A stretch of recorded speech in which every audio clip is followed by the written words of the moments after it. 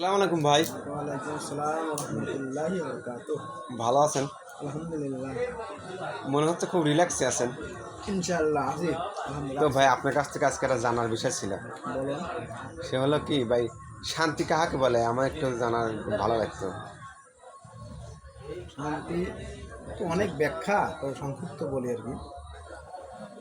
শান্তি হলো ওই যারা কোটিপতি মানুষ, আসলে ওদের শান্তি নেই। কারণ হয়তো ফ্যামিলির স্ত্রীর লগে মিল নাই, ছেলের লগে মিল নাই, হয়তো ছেলে হিরোইন গাঞ্জটি, বা ফ্যামিলি কেউ নামাজ কালাম আদায় করে না, হারাম হারাম খায়, হালাল খায় না, হারামের দিকে বেশি অগ্রসর।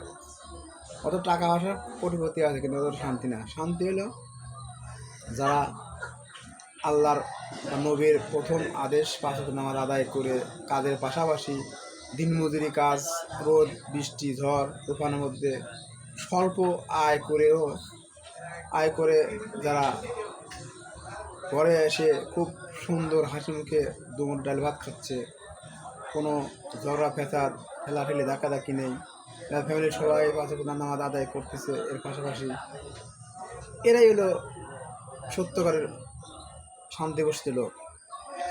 আর এক গ্রুপ আছে কোটিপতি, টাকা পয়সা আছে, অগাধ টাকার অভাব নেই, টাকার উপর শুয়ে থাকে, কিন্তু উন্নতিতে শান্তি নেই। হয়তো অসুস্থ, হয়তো স্থলে মিল নেই, ছেলে কথা শুনে না, ছেলে হিরোইন গাঞ্জটি, বিভিন্ন রাজধানী সন্ত্রাসী, বিভিন্ন জায়গায় অকাজ করে থাকে, মেয়ে সংক্রান্ত আর অন্য সংক্রান্ত বিভিন্ন সমস্যা।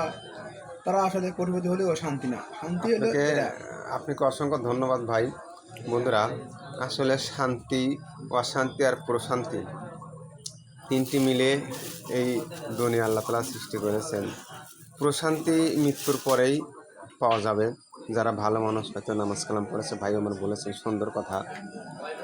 তো এই প্রশান্তি, ভাই যে কথাগুলো বলল এই বিষয়ে, আসলে যদি ভালো মতো সৃষ্টিকর্তার গুণগান গাওয়া যায় তবেই তো প্রশান্তি, তাই না ভাই? জি জি। প্রশান্তি মানেই যেখানে শান্তির চেয়ে কোটি কোটি আরও বেশি, যা অনুভব করার মতো নয়, শেষ করার মতো নয়, তাকে তো প্রশান্তি বলে ভাই। জি। তো বন্ধুরা, প্রশান্তির অশান্তির প্রশান্তি আছে।